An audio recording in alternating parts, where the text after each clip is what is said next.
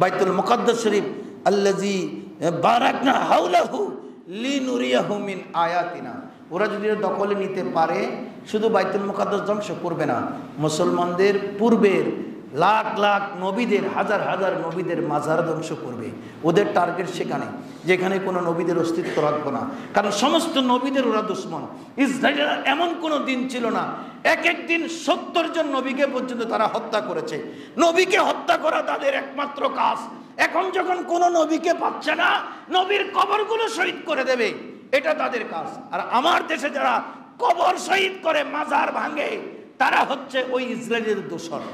আপনি বুঝতে হবে, আপনাকে বুঝতে হবে, ক্যালকুলেট করতে হবে, ওই ইসরায়েলের দোসররাই হচ্ছে কবর ভাঙা পার্টি। এখানে যারা ভাঙতেছে ওরা ইসরায়েলি দোসর, লেবাস পরিবর্তন করেছে, তাদের সাথে কোনো সংহতি হবে না।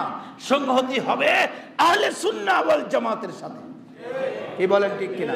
বাস এটার উপর এক কাট্টা থাকবেন, আমাদের সমস্ত পয়গামগুলো ছড়িয়ে দেবেন, আমাদের সমস্ত মিশনারি সফল করবেন। আল্লাহ আমাদের সকলকে পাক্কা খাঁটি আশিক রাসূল এবং মুসলমান হিসেবে কবুল করুক। সবাই বলুন আমিন।